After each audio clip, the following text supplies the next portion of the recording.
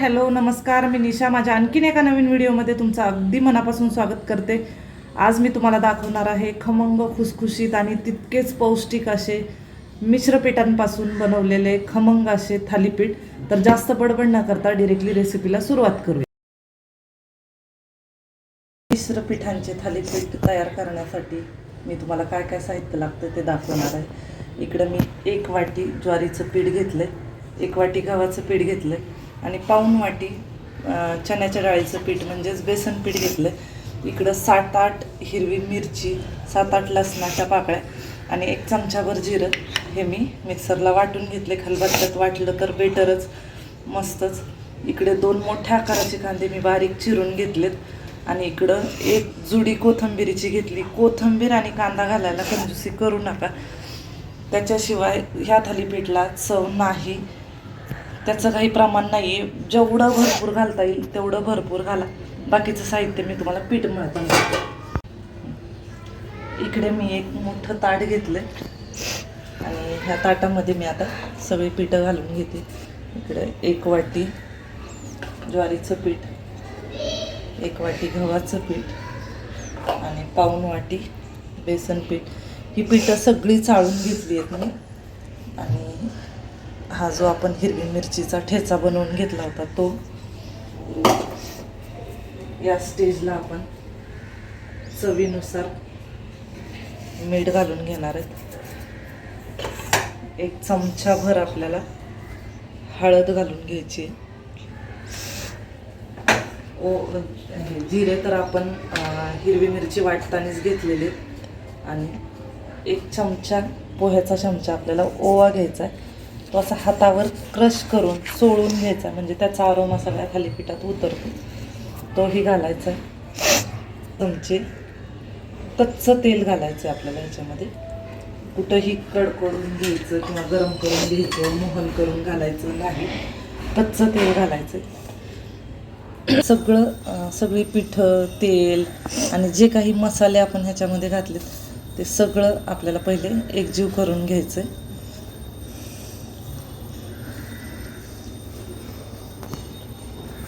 बघू शकता हे छान असं एकजीव झालं आहे आपलं. आता या स्टेजला आपल्याला खूप सारी कोथिंबीर आणि कांदा घालायचा. तुमच्यात घरात आहे नाही ती पीठं सगळी तुम्ही घालू शकता. कुठलंही पीठ ह्याच्यात यूज करू शकता. असेल तर तुम्ही तांदूळाचंही पीठ ह्याच्यामध्ये घालू शकता. पण तांदूळाच्या पिठाने जसं जसं आपलं थालीपीठ थंड होत जाईल तसं त्या थालीपीठांना चिवटपणा यायला लागतो, असं रबरागत व्हायला लागतं. म्हणून मी शक्यतो घालत नाही. बघू शकता कांदा आणि कोथिंबीरही ह्या पिठामध्ये छान अशी मिक्स करून घ्यायची. हे थालीपीठ आमचं मराठवाडा स्पेशल आहे. आमच्या मराठवाड्यात अशा पद्धतीचे थालीपीठ करतात. मोस्टली शेतात कोथिंबीर जेव्हा येते भरपूर प्रमाणात तेव्हा प्रत्येकाच्या घरात मी तर म्हणते असे थालीपीठ होतच असतील.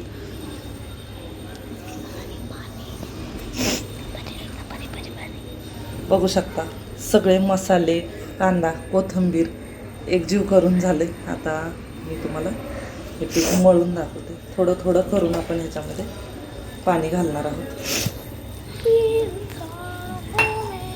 खूप जास्त पातळही नाही आणि खूप जास्त घट्टही नाही.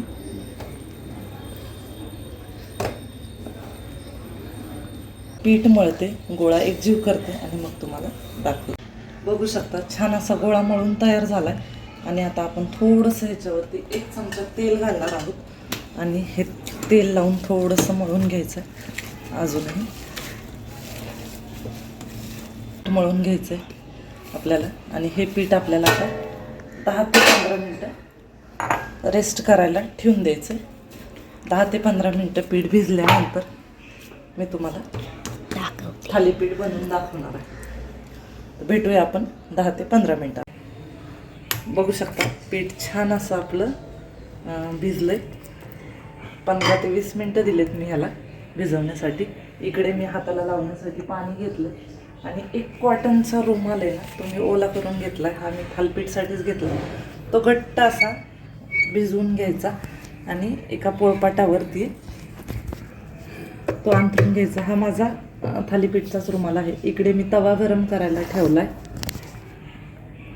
आणि इकडे मी वाटीत तेलही घेतलं. दाखवते मी तुम्हाला आता थालीपीठ थापून की कसं थापायचं. हाताला थोडंसं पाणी घ्यायचं आणि आपल्याला कितपत छोटं कितपत मोठं पाहिजे त्या आकाराचा गोळा काढून घ्यायचा आणि हाताला पाणी लावूनच ही सगळी प्रोसेस करायची आपल्याला. आणि बघू शकता हा गोळा आपण असा हातावर गोल गोल करायचा आणि परत आपण रुमालावर थोडंसं पाणी घालून घेणार आहे आणि हा गोळा ठेवून हाताला चिटकायला लागलं की पाणी लावून घ्यायचं आणि असं हे थालीपीठ थापून घ्यायचं. तुम्हाला किती पातळ किती जाड पाहिजे त्यानुसार थालीपीठ थापून घ्यायचं. माझ्याकडे तर पातळच थालीपीठ लागतात आणि हवे त्या आकाराचे हवे त्या साईजचे तुम्ही हे थालीपीठ थापून घेऊ शकता. आणि मस्त असे मध्ये छिद्र करून घ्यायचे. ते का करायचे हे मी तुम्हाला सांगते. इकडे आपला तवाही छान असा गरम झालाय आणि तवा गरम झाल्यानंतर इकडे आपण जे तेल घेतले, तुम्हाला पाहिजे तर तूप घेऊ शकता, बटर घेऊ शकता, हवं ते घेऊ शकता. आणि छान तव्याला ग्रीस करून घ्यायचं आणि हे जे थालीपीठ आपण थापून घेतलं ते अलगद असं उचलायचं आणि आपण तव्यावर टाकायचं आणि थोडंसं प्रेस करून घेणं. हा रुमाल आपण काढून घेऊ. बघू शकता या स्टेजला आपल्याला मीडियम टू हाय हीटवर हे आपल्याला थालीपीठ भाजायचं आणि साईडनी ही तेल तूप बटर जे काय आहे ते घालायचं आणि ह्या छिद्रांमध्ये आपल्याला ते जे तूप तेल सोडून घेतले ते सोडायचे म्हणजे जेणेकरून आपलं थालीपीठ छान असं भाजायला क्रिस्पी कुरकुरीत व्हायला मदत होते. आणि त्याच्यावर छान झाकण ठेवायचं आणि 5 ते 10 मिनिटातच आपलं थालीपीठ बनवून रेडी होणार आहे. तोपर्यंत परत ती सेम प्रोसेस करायची. रुमालावरती थोडंसं पाणी टाकून घ्यायचं. परत आपल्याला हवा त्या आकाराचा पिठाचा गोळा घ्यायचा, आपण जे पीठ मळून ठेवलं होतं थालीपीठाचं ते, आणि परत आपण सेम प्रोसेसने ते थालीपीठ पाण्याचा हात लावून थापून घ्यायचं. हे थालीपीठ थापताना कोणाकोणाला गावाकडची आठवण आली ते मला कमेंट करून सांगा. आणि कशाची आली? मला तर माझी आई आजी जे उन्हाळ्यात पापड्या थापायच्या ना ज्वारी किंवा वरईच्या, त्याची फार आठवण आली मला. अशाच प्रकारे पापड्या त्या थापाव्या लागतात. आता कुठे शहरात पाहायला मिळत नाही, पण खेड्यात अजूनही पाहायला मिळतं. बघू शकता इकडे खालची छान असं तयार झालं आहे आपले. आणि एक साईडला आपली बघू शकता एक साईड आपली छान भाजून तयार झाली आणि दुसरी ही साईड आपल्याला छान खरपूस अशी भाजून घ्यायची. बघू शकता किती सुंदर दिसतंय. मला तर हे थालीपीठ पाहून माझ्या आजीची फार आठवण आली. ती खूप छान थालीपीठं बनवायची आम्ही लहान असताना. आणि आईची तर आलीच, आईही बनवते, पण आजीची फार आठवण आली. तुम्हाला कोणाकोणाची थालीपीठ पाहून आठवण आली ते मला कमेंट करून सांगा. आणि परत 2 मिनटं द्यायची ते थालीपीठ भाजायला आणि उलट पालट करून आपल्याला हे थालीपीठ छान असं खरपूस होईपर्यंत भाजायचं. परत ह्याला 2 मिनटं देते मी आणि मी तुम्हाला दाखवते. बघू शकता 2-3 मिनिटातच दुसरी साईडही आपली खरपूस भाजून तयार झाली. आता मी हे काढून घेते.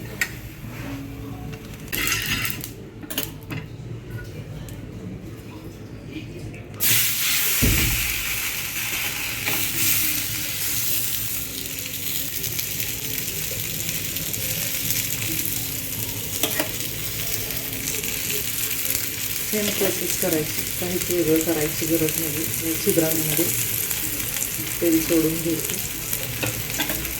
परत 2 ते 3 मिनिटाकरता आपल्याला झाकून ठेवायचं. आणि अशाच प्रकारे सगळी थालीपीठं बनवून आपण आणि आपल्या घरच्यांनाही खाऊ घालायची आहेत. ही थालीपीठं तुम्ही नाश्त्याला, लहान मुलांना ब्रेकफास्टला, शॉर्ट ब्रेकला करून देऊ शकता. मिश्र पिठं असल्यामुळं हेल्दीही, पौष्टिकही आणि वेगळं काहीतरी चटपटीतही.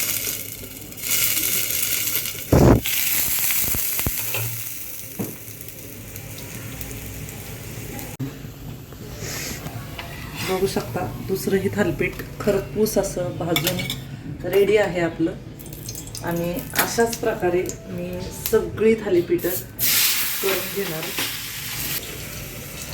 हे थालीपीठ मी तुम्हाला दाखवणार आहे. मस्त अशी पांढरी कढी, लोणचं आणि खरपूस असले भाजलेले थालीपीठ यासोबत एन्जॉय करा. आणि कढीसोबत थालीपीठ हे कॉम्बिनेशन विचारायलाच नको कसं लागतं ते. आणि मी तर एन्जॉय करणारच आहे. तुम्हीसुद्धा ही रेसिपी नक्की ट्राय करा आणि थालीपीठ करून पहा. व्हिडिओ आवडल्यास व्हिडिओला एक लाईक नक्की करा आणि चॅनलला जाता जाता सबस्क्राईब करायला विसरू नका. भेटूया आपण एका नवीन व्हिडिओसोबत. तोपर्यंत